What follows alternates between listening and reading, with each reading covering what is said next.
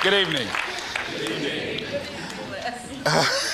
Mustafa, I want you to sit right over here. Sit right over here, Mustafa. Because I know as I do this material here, once you do it 3 times, it's yours, you know? So I want you to be close to me. I want you to look at someone on your right and left, shake their hands and say, I'm doing better than good and better than most. Let's do that right quick, please.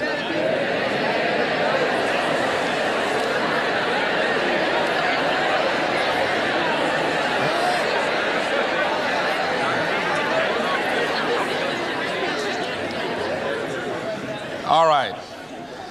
I'd like to talk with you this evening about being hungry. Somebody said, I'm hungry. It is something I like to share some ideas and thoughts with you.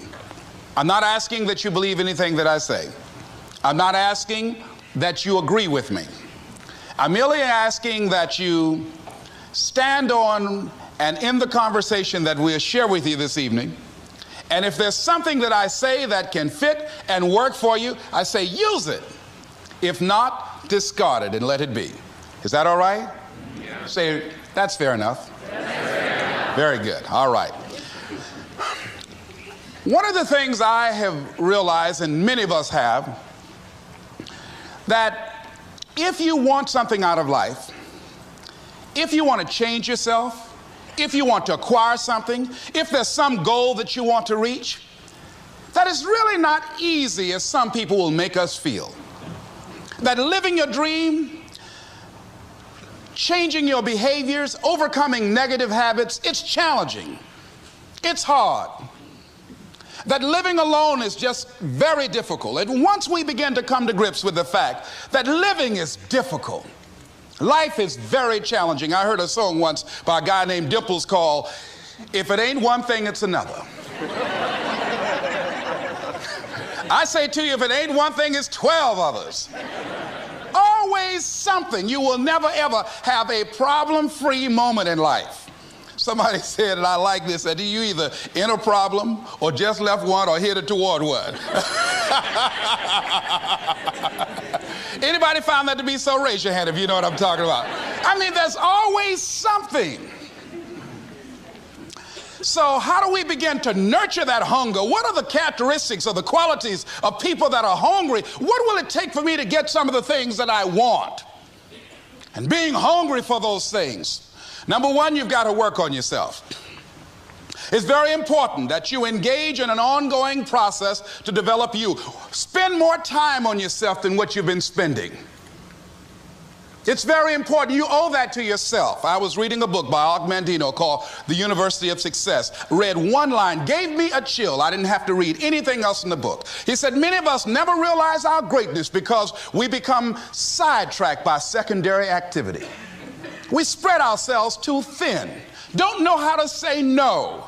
And we find ourselves doing all kinds of things and never ever have time to do those things that we need to do to work on ourselves. And then there goes a second, there goes another second, there goes another second, and we can't stop and hold time. And before you know it, you wake up one day and you're behind on your dreams and your bills.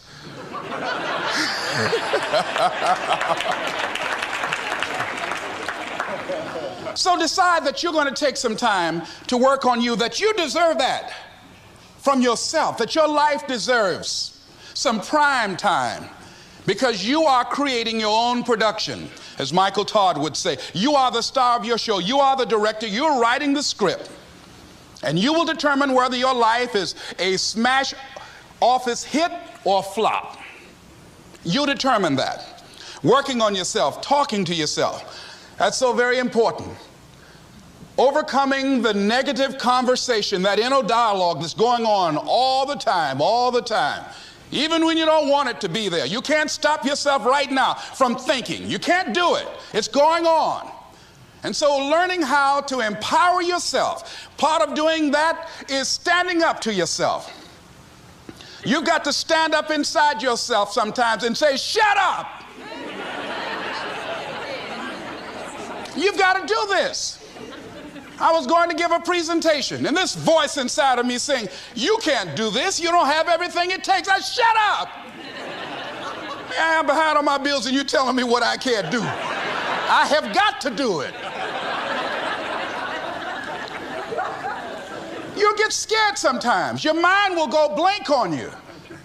Some people you will allow to unnerve you. And you wonder, what's wrong with me? I'm not crazy.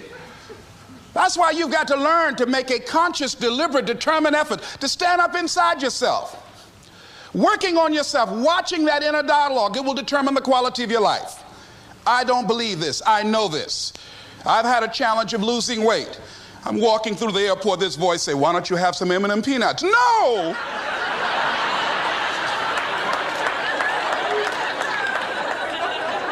Well, just one. Then after you eat that, you might as well have a Snicker now, you sucker.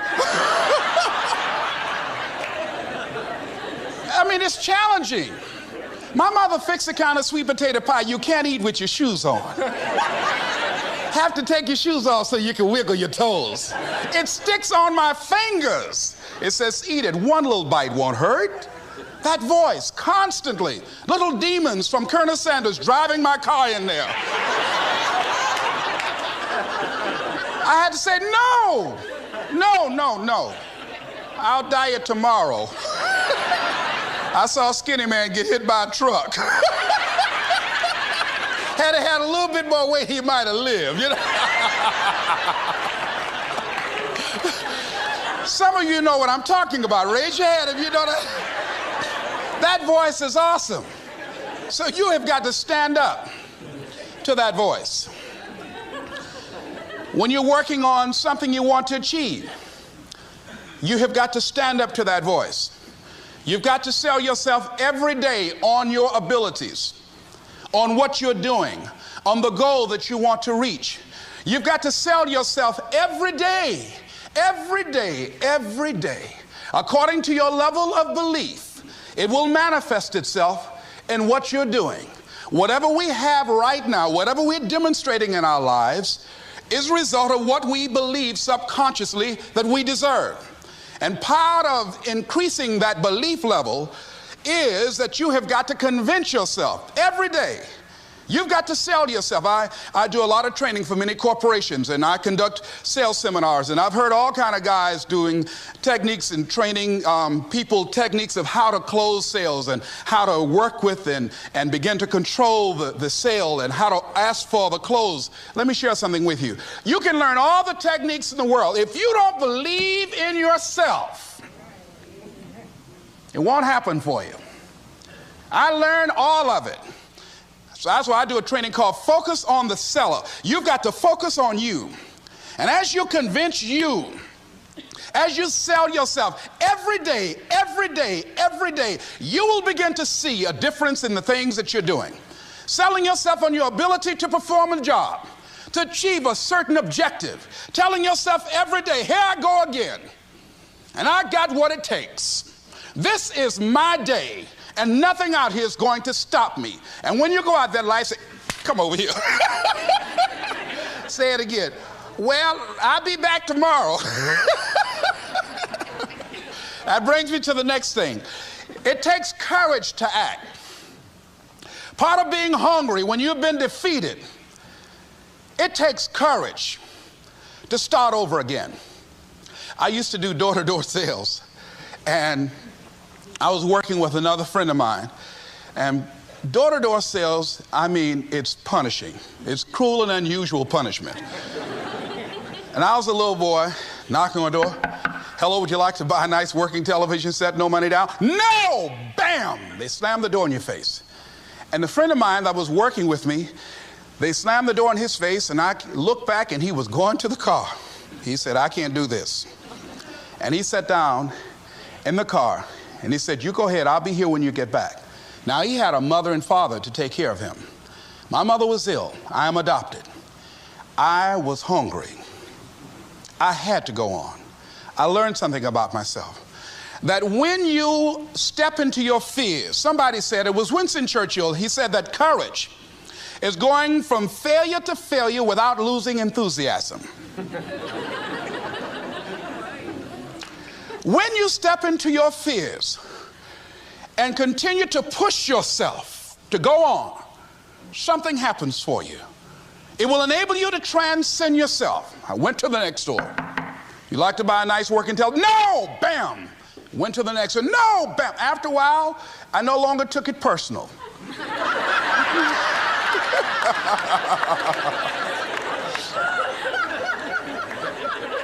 And I began to play a game. I said, well, I know there's a yes out here somewhere, and I'm going to keep on till I find it. And I'm not going home until I do. And I continued to knock on doors. And then somebody eventually would say yes. And I said, are you sure? And I would go in there and I would get the sale.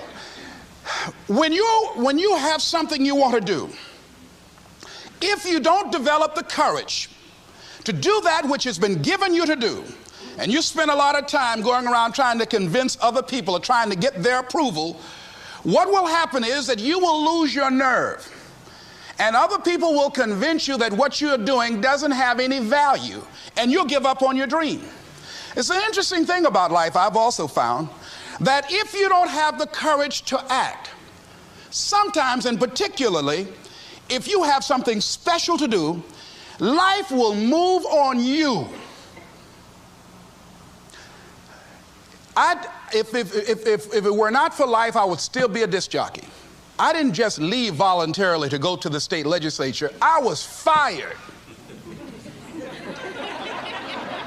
I was working on a job, and I came home one day. I was married at the time, and I told my former wife, I said, that guy Bert I work for is stupid. She said, if he's so stupid, why does he sign you a paycheck? Now, you see why I divorced her, right? I couldn't stand her. That night, I could not sleep well. Here was a guy that was controlling my life. I was going through all kinds of changes because this man controlled my paycheck. And it was Carlyle who said, truth crushed to earth shall rise again. Winston Churchill said, the truth is incontrovertible. Malice may attack it, ignorance may deride it, but at the end there it is. And we know scripture that says, ye shall know the truth, and the truth shall set you free. And the truth that I had to come to grips with, that I wasn't in charge of my destiny. The truth was that I wasn't giving all that I had. The truth was that there are some things that I wanted to do, but I didn't have the courage to act on those things. And the truth was that Bert Childs was a blessing to me. He made life so miserable for me, I had to start looking at my life differently. I started going to work earlier. I started being the last one to leave there. I started working harder than anybody else. The other guys could not. Why would you work so hard, Les? I said, I'm not working for them. I have been cheating, Bert, I thought. I've been cheating myself and my family. Wherever you are, whatever you're doing, do it with everything that you have. Develop the habit of giving more than what you're paid for. Develop the habit of setting standards that others will be measured by. Someone said, do not go where the path may lead, but go where there's no path and leave a trail. All right? It is easy to be negative today. It is easy to have low morale today. I was at a corporation and they're going through downsizing and going to lay off some 1,500 people over the next few weeks. It's very depressing there. And those people that stay there 9 times out of 10, they're just going to do just enough to keep from getting fired. Anybody can do that. But if you can begin to harness yourself and say that where I am, I'm going to do the best I can with what I got, because that is an expression of who I am. If you get into the habit of just being mediocre, it will become a part of your consciousness. If you get in the habit of giving less than what you have it within you to give, it will begin to reflect itself in your personality. It will begin to damage you psychologically.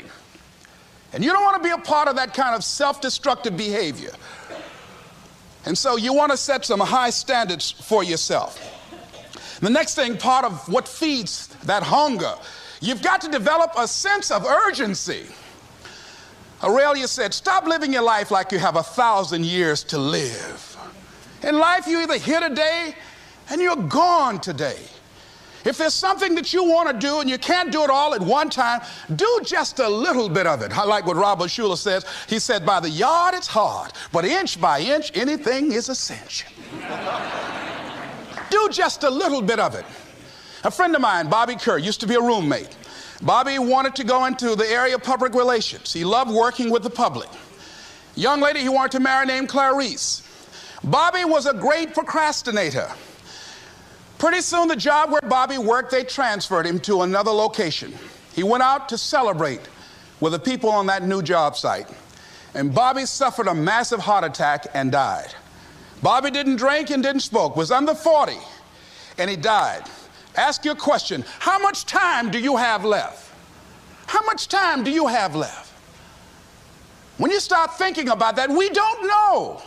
We don't know. Bobby took all the greatness and all of the talent and all of his abilities to his grave with him. One of the things he could have put in parentheses under his name, he didn't use all his stuff. And most of us do that. Most of us don't use the stuff that we have brought into the universe.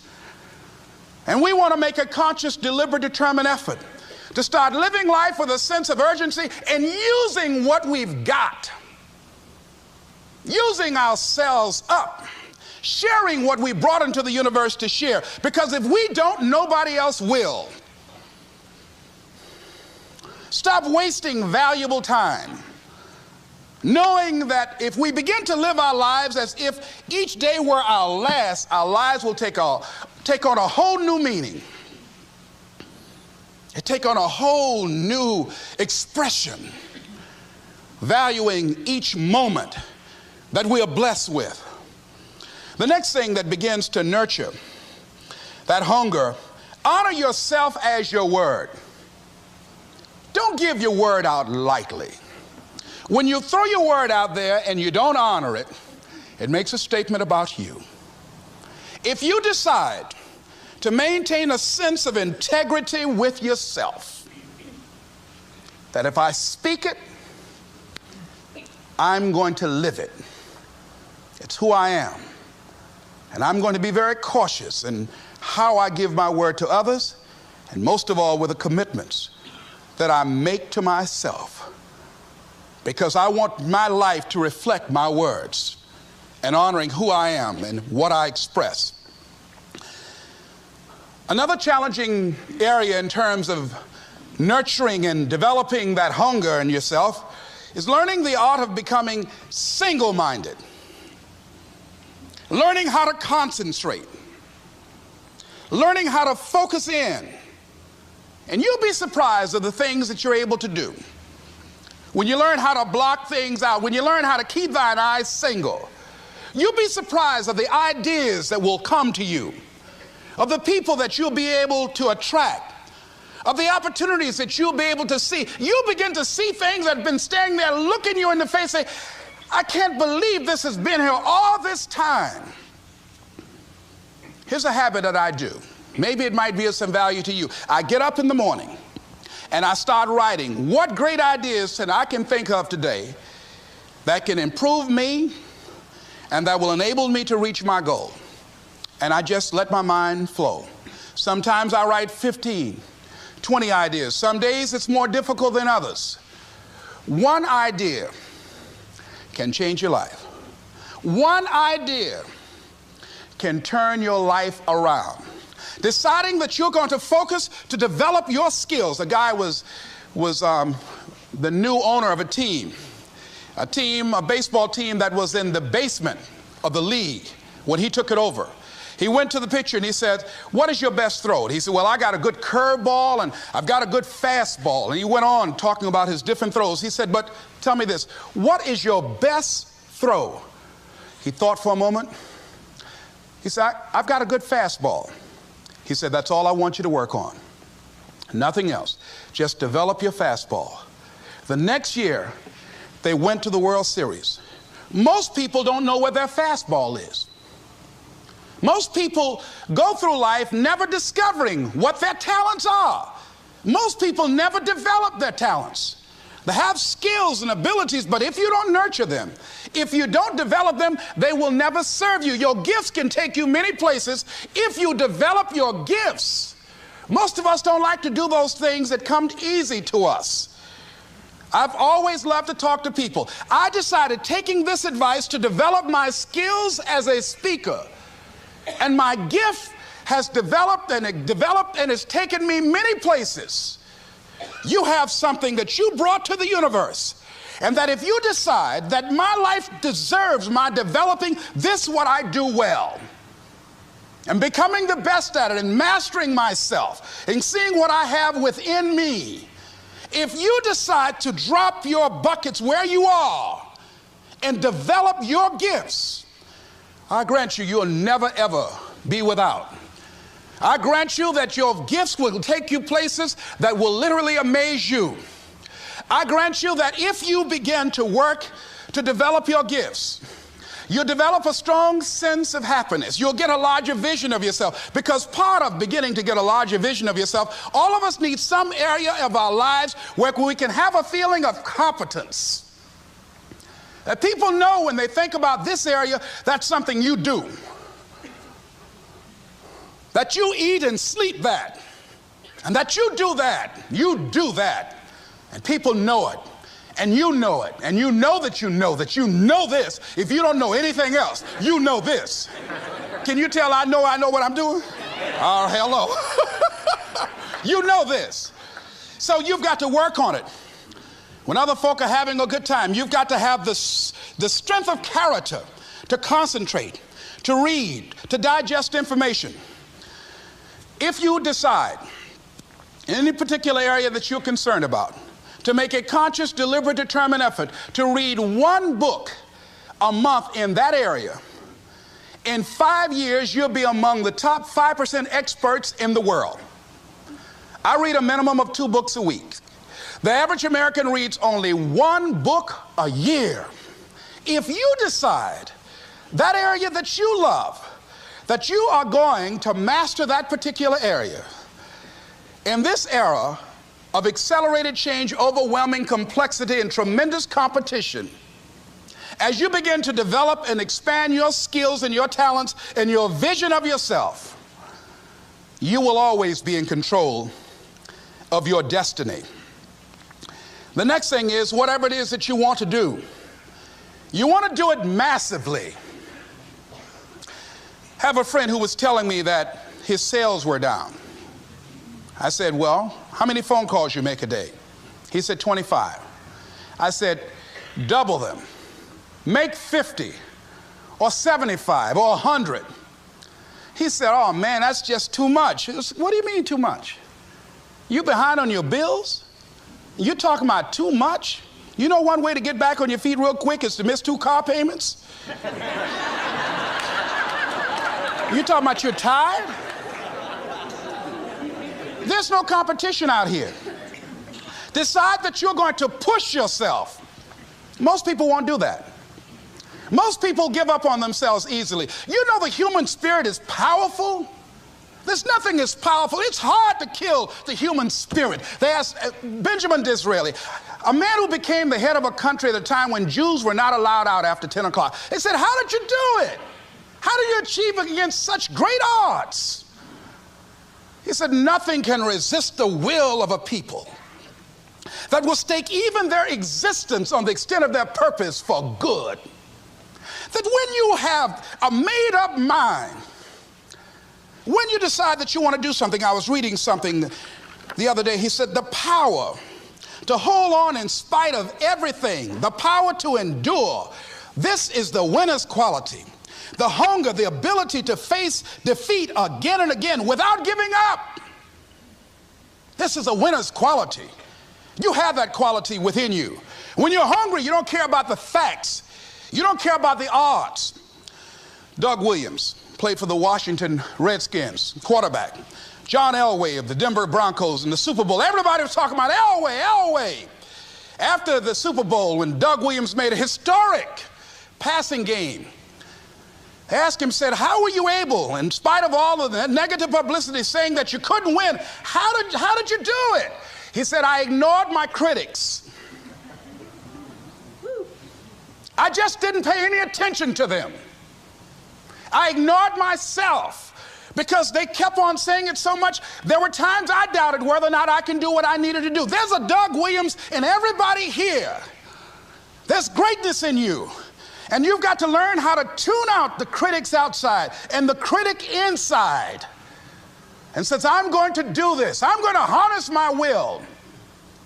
And I'm not going to let anything stop me. I deserve this. I'm going to do it until. And this friend, I told him, said, start increasing your calls. I said, I make 100 calls a day.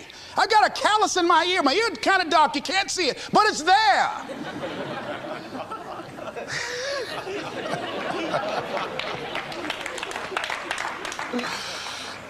His sales have increased. He's working harder now. The other thing is that if you want something, you have got to be relentless. You've got to learn how to become resourceful. You've got to learn how to become creative. When crises strike in your life, and in the Chinese language, crises mean danger, but it also means opportunity. And this is an opportunity for you to grow. And you've got to be so relentless, regardless of what comes down the pike, that you're always looking for a way to get over, always looking for a way that you can break through, always looking for a way that you can win, always looking for a way that you can strike a telling blow. And pretty soon, I think there's some people watching us in the universe that say, wait, let's call a meeting over here. You know that guy Mustafa? Look at him down there. He won't stop. Just that fool don't know he can't get over. Look here. Why don't we do this? Let him go and let's mess with somebody else. Just let him go on through.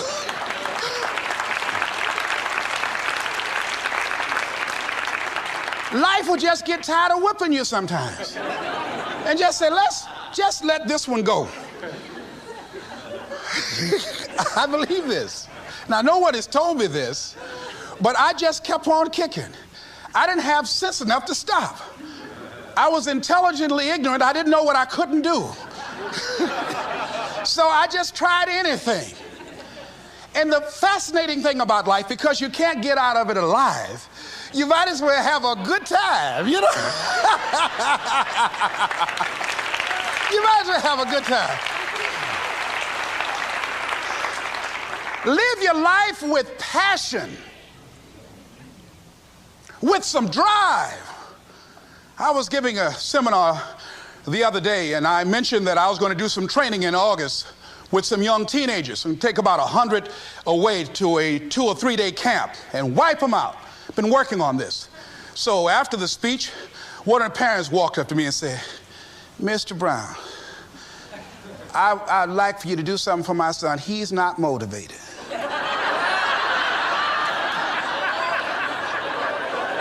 I said, I wonder why.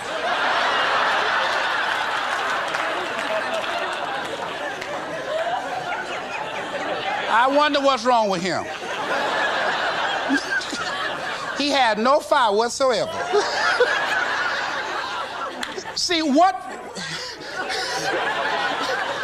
you do speak so loudly, folk can't hear what you're saying.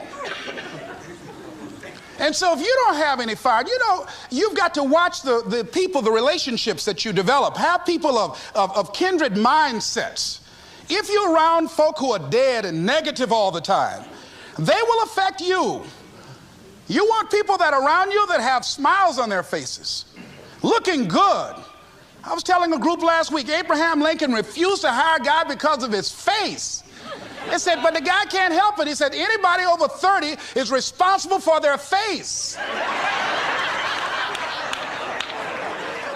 If you have some depressing face looking at you every day, it affects your blood pressure. Keep these dead faces away from you. It's contagious. This is serious. So you've got to watch your countenance, watch your face, have an uplifted expression, watch your body posture. All of these things affect you psychically. You got to be the kind of person that you are fearless. Fearless. Folk leave fearless people alone. There's some people walk through a neighborhood and every dog in the neighborhood would bark at them.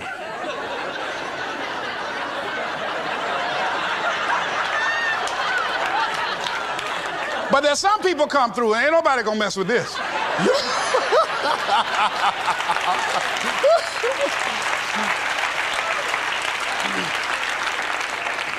You are unstoppable. And because you are unstoppable, because you've got power that you haven't even begun to use yet, you owe it to yourself to release your brakes. How many of you have had the experience of pulling out of your driveway and you mashed on the accelerator and the car was just going, it couldn't move, and you mashed harder and it couldn't move, and then you discovered you had your emergency brakes on. And then you release those emergency brakes and it goes, choo! Have you ever had that experience before? Most of us go through life with our brakes on, holding back, not giving all that we have, not sharing all of ourselves. Most of us go to our graves still holding on rather than releasing it. What are some of those things that keep us from releasing it? Because of past experiences, past defeats, past pain. We look back, well, it didn't work out then. It probably won't work out now. Many people get confused their performances with who they are. I was reading Pat Riley, the coach of the Los Angeles Lakers.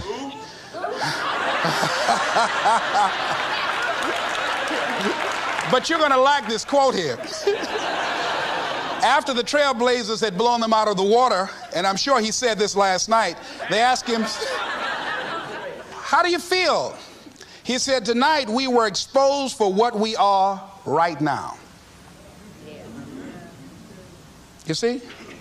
That if my speech tonight doesn't work, it doesn't mean that I'm a bad speaker. It means that what I did didn't work tonight. And I've got to separate what I do from who I am. And I've got another shot. See, the last chapter to your life has not been written yet, and it doesn't matter about what happened yesterday.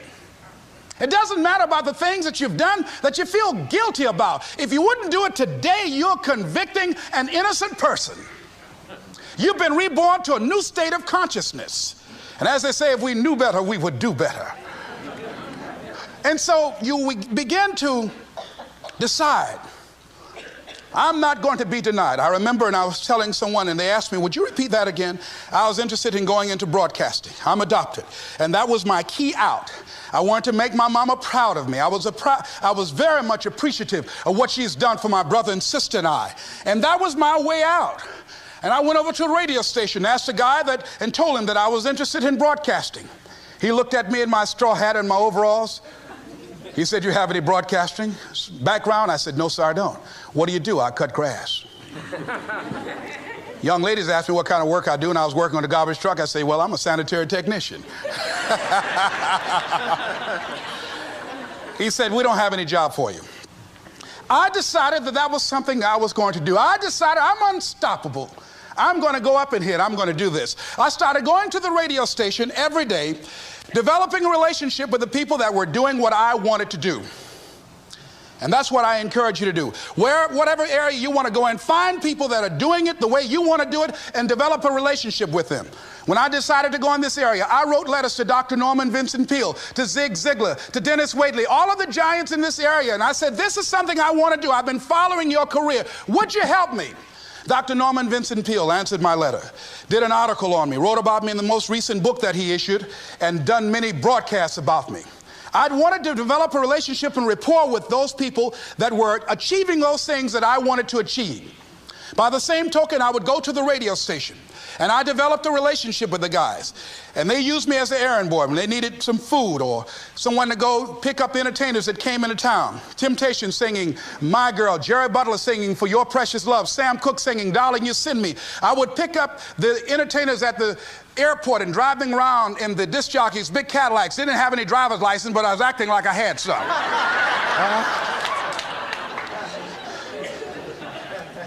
Every day I used to go home and work on my communication skills, developing myself.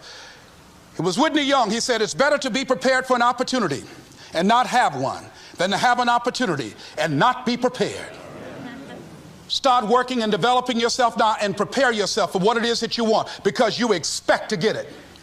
And when the disc jockeys were in the control room, I would go in and watch them and develop a trust level, and they would let me stay, and I would watch and observe them working the controls. When you want something out of life, don't worry about how you're going to get it. How is none of your business. The most difficult thing it is to hold the vision. It's to hold the vision. So there I was at the radio station. A guy was on the air and he started to drink by the name of Rock. I was outside the window looking at him and watching. Hungry and ready, saying, drink, Rock, drink.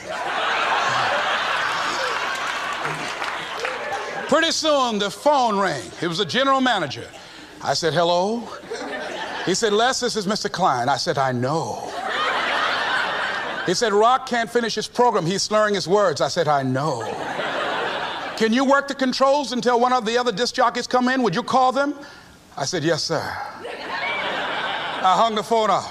I said, now he must be thinking I'm crazy. I called my mama and my girlfriend Cassandra, said, y'all come out on the front porch and turn up the radio. I'm about to come on the air.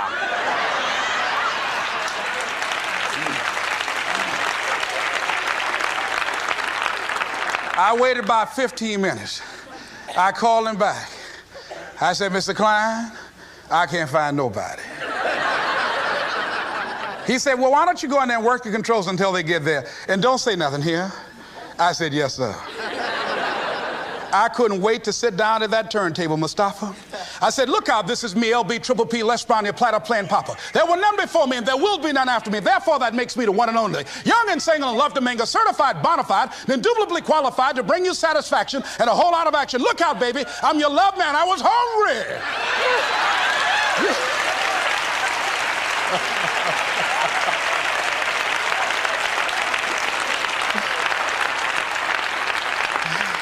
Shake somebody's hand on your right and left and say, you've got to be hungry.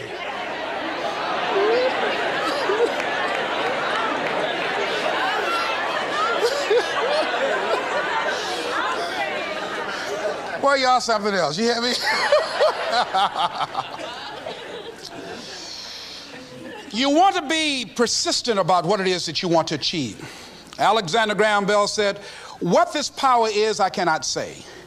All I know is that it exists, and it becomes available only when a man or a woman is in that state of mind in which he or she knows exactly what he or she wants and is fully determined not to quit until they find it.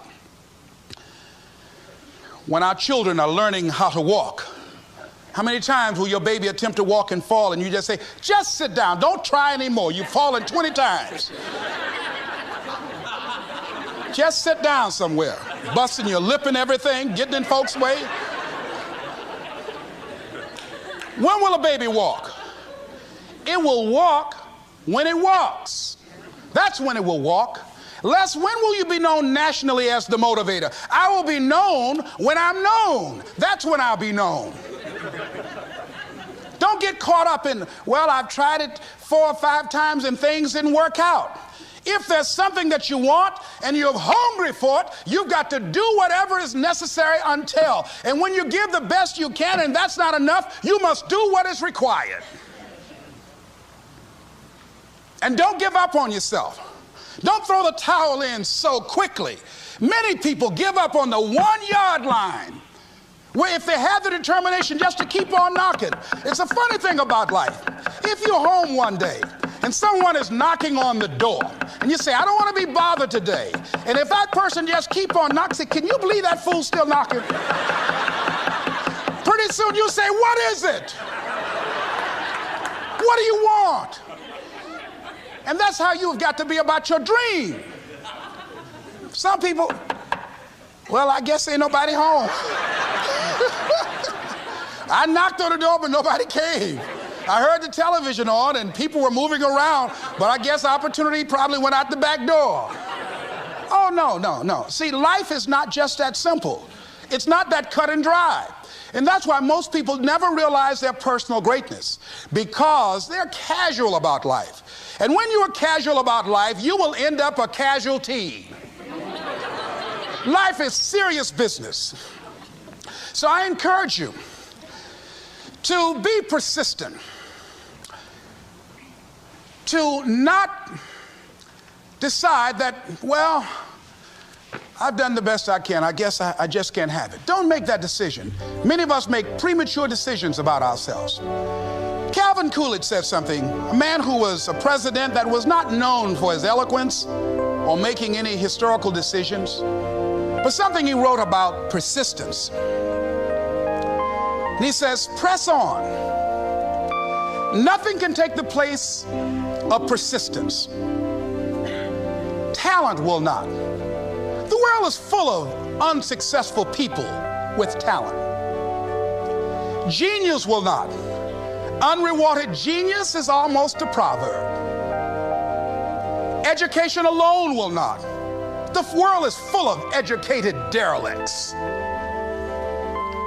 Persistence and determination alone are omnipotent. There's a person that is the embodiment of persistence and determination. A person who decided that some time ago that I'm not going to take anything to my grave with me. I'm going to use myself up, and I'm going to give and give and give until my last breath. This summer, I'm going to be working for her and with her, doing training, teaching young people techniques and strategies on how to manifest their personal greatness, teaching them techniques and strategies that will change them at the subconscious level, changing their value systems, and let them see the major role they can play in society. Let's give Mrs. Rosa Parks a round of applause, if you please.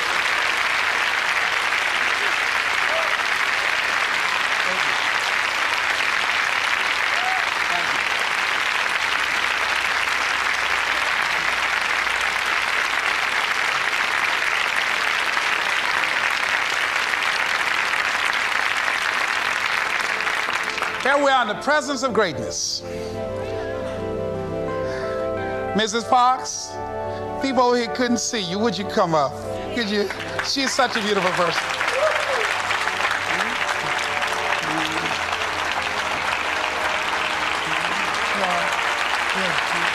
Beautiful person.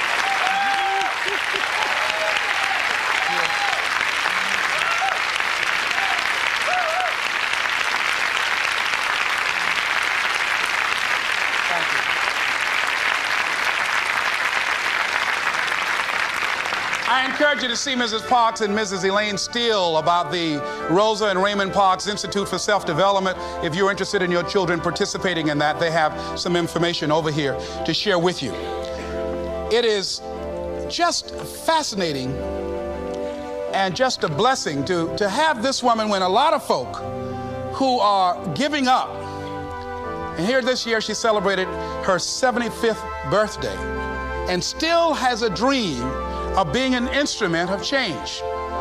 And there is a Rosa Parks in all of us who made a decision at one point in time, standing on the platform of oughtness, as Immanuel Kant talks about in a book called Critique of Pure Reasoning, that there's certain things we know we ought to do.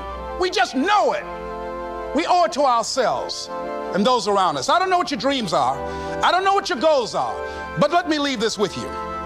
Mine is to be the best son that I can to my mother. Mine is to be the best father that I can to my children, and to be the best servant that I can to humanity, and the best man that I can to the woman that I've decided to share my life with. Whatever your goals are, I know that you can achieve them. Here's something that I'd like to leave with you.